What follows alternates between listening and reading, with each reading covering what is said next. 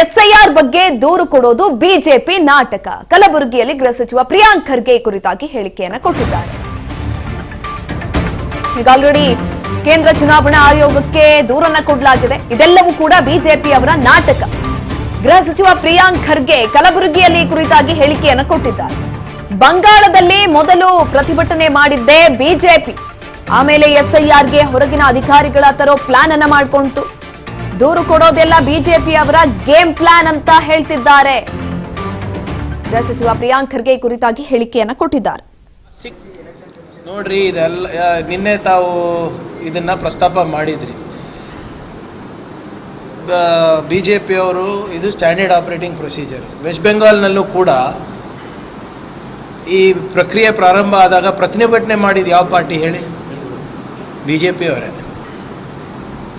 ಸುಮ್ಮನೆ ಪ್ರತಿಭಟನೆ ಮಾಡ್ದಂಗೆ ತೋರಿಸ್ಬೇಕು, ಹೋಗಿ ದೂರು ಕೊಟ್ಟಂಗೆ ಇರಬೇಕು, ಮ್ಯಾಚ್ ಫಿಕ್ಸಿಂಗ್ ಆಗಬೇಕು, ಎಲ್ಲರಿಗೂ ಹೊರಗಿಡಬೇಕು ಅಷ್ಟೇ.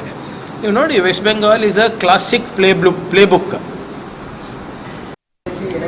ನೋಡ್ರಿ, ಇದೆಲ್ಲ ನಿನ್ನೆ ತಾವು ಇದನ್ನು ಪ್ರಸ್ತಾಪ ಮಾಡಿದ್ರಿ. ಬಿಜೆಪಿ ಅವರು ಇದು ಸ್ಟ್ಯಾಂಡರ್ಡ್ ಆಪರೇಟಿಂಗ್ ಪ್ರೊಸೀಜರ್. ವೆಸ್ಟ್ ಬೆಂಗಾಲ್ನಲ್ಲೂ ಕೂಡ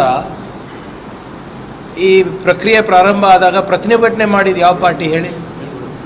ಬಿಜೆಪಿ ಅವರೇ.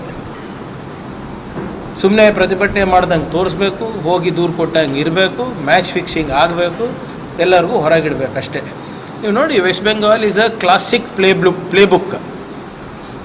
ಪ್ರಿಯಾಂಕ್ ಖರ್ಗೆ ಅವರು ಕೂಡ ಇದೀಗ ಹೇಳಿಕೆಯನ್ನ ಕೊಟ್ಟರು. ವೆಸ್ಟ್ ಬೆಂಗಾಲ್ ಅಲ್ಲೂ ಕೂಡ ಈ ರೀತಿ ಆದಂತ ಸಂದರ್ಭದಲ್ಲಿ ಮೊದಲು ಪ್ರೊಟೆಸ್ಟ್ ಅನ್ನ ಮಾಡಿದಂಥದ್ದು ಅದು ಬಿಜೆಪಿ.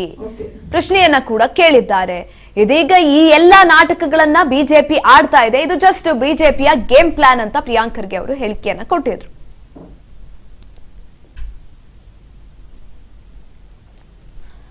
ದೂರು ಕೊಡೋದೆಲ್ಲ ಬಿಜೆಪಿಯವರ ನಾಟಕ ಅಂತ ಕಲಬುರಗಿಯಲ್ಲಿ ಇದೀಗ ಗೃಹ ಸಚಿವ ಪ್ರಿಯಾಂಕ್ ಖರ್ಗೆ ಅವರು ಹೇಳಿಕೆಯನ್ನ ಕೊಟ್ಟಿರುವಂತದ್ದು. ಒಂದ್ ಕಡೆನಲ್ಲಿ ಈಗ ಆಲ್ರೆಡಿ 3 ಬಾರಿ ನಾವು 3 ದಿನದಿಂದಲೂ ಕೂಡ ಕೇಂದ್ರ ಚುನಾವಣಾ ಆಯೋಗಕ್ಕೆ ದೂರನ್ನ ಕೊಡ್ತಾನೆ ಇದೀವಿ ಅಂತ ದೋಸ್ತಿ ಪಡೆ ಇದೀಗ ಹೇಳ್ತಾ ಇದೆ. ಮತ್ತೊಂದ್ ಕಡೆನಲ್ಲಿ ಇದೆಲ್ಲವೂ ಕೂಡ ಇವಾಗ ಏನು ನಾಟಕಗಳನ್ನ ಆಡ್ತಿದ್ದಾರೆ ಅಥವಾ ದೂರುಗಳನ್ನ ಕೊಡ್ತಿದ್ದಾರೆ, ಇದು ಬಿಜೆಪಿ ಅವರ ನಾಟಕದ ಗೇಮ್ ಪ್ಲಾನ್ ಅನ್ನ ಆಡ್ಕೊಂಡು ಬರ್ತಾ ಇರುವಂತದ್ದು ಅವರು ಅಂತ ಹೇಳಿ ಇದೀಗ ಪ್ರಿಯಾಂಕ್ ಖರ್ಗೆ ಅವರು ಹೇಳಿಕೆಯನ್ನ ಕೊಟ್ಟಿರುವಂತದ್ದು.